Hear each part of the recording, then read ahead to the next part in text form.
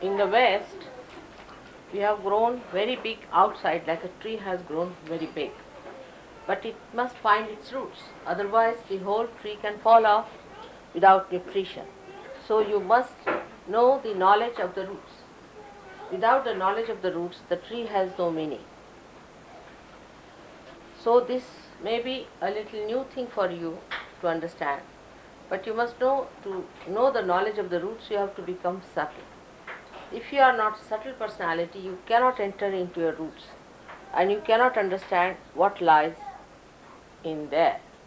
So first of all, I said yesterday, you all should get your realization, and after your realization, you can understand this better than anything else.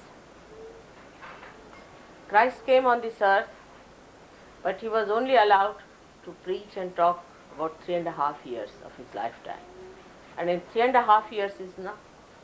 In that, whatever was possible, he said positively, he told about the future, all that was to happen. He didn't talk much about the Holy Ghost. The reason was his mother was the Holy Ghost at that time. And he didn't want to talk about her because the attention of the people would be on her and they would have killed her. And then he has got 11 destroying powers. And he would have used those 11 destroying power and everything would have been finished. The whole drama would have been finished. So he did not mention much about the Holy Ghost and did not explain. But logically we must understand that we talk of the Father and of the Son, but not of the Mother. How can you have a father and a son and no mother? That's an impossibility. So Holy Ghost is the primordial mother. In the Sanskrit language, if you go, because in the Bible you cannot find everything about Christ. It's very little written. But you have to go back about 14,000 years back, that in India people had prophesied about him, how he will be coming. And about the primordial mother who was called as Adi Shakti, who is the Holy Ghost. All description was given, and when her advent will come, what will happen and how to recognize her. All this is described very well so many years back.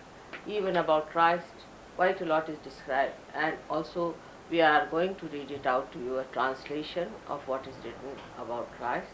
And then there is a complete description about his origin, how he came on this earth, and what was the purpose of his life. Ask the gentleman to come this side. Can you? This gentleman, come this side. To sit comfortably. And what was the purpose of his life and how is he has to establish in this center here, and that by establishing there, he can suck the ego and superego in you, and how he takes you away, or he washes off your karmas and your conditioning. All that is being described very well in the Devi Mahatmya book, out of which we are just going to read a little bit to you about the adoration. So Bible cannot contain Christ, because Christ is Chaitanya, he is Omkara, he is the Logos as you call him. He is the power, and you cannot describe him in one little book when he was here only for 3.5 years. And the people who saw him also were his disciples. They did not know much about him. Till he was resurrected, they did not believe him. And even after his death, in resurrection, Matthews and all these people were quite disturbed and upset, because they were all persecuted and they somehow or other wanted to continue the message of Christ in a very secretive manner. So today the time has come for you to know about him, about what he was in the heaven and how he came on this earth. All that we don't have time today, but we'll be just telling you about a little passage that is written about him. So first, he is the one who is innocence, who is an eternal child. And he appears first on the first chakra of Muladhara, and there he is called as Sri Ganesh, where the carbon atom was made, carbon. And that is very important to understand, that Ganesha is the symbol of innocence, and Mother Earth is the power of that deity, Ganesha. So it was Ganesha later on incarnated on this earth as Christ, and he will be incarnated again as 11 Rudras means Ekadashas, or we can call him as Nishkalanka, his name will be, when he will just sort out things in the sense that he will just cut the people out who are not realized, who are no good, and the rest of them will ascend in the kingdom of heaven. This is what is the last ascent. Now for this, please sit down, please. Please be seated. Give him a chair or something. You have to sit down comfortably. You see, it is a thing that makes happen something within you. So you have to be very much restful. That's very important. Give him a chair if he cannot sit on the ground. No, he cannot sit on the ground. Give him a chair, but be comfortable. Otherwise, it won't work out. You see, it is not something that will go into a mind. It's something that will go into a being. So you have to be very receptive. Another thing I'll tell you, yesterday also I saw, and today also, you should not move your neck by eating something or chewing something, because this Vishuddhi chakra gets upset at that time. So keep still. Unless and until you are still, it cannot work out.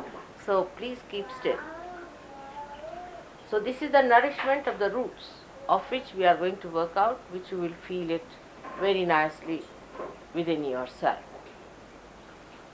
So first is that we'll read the Ganesha's translation about Ganesha. But just before starting, let us say Lord's Prayer. Once we say We'll say the Lord's Prayer together. Put your hands like this, and now say the Lord's Prayer.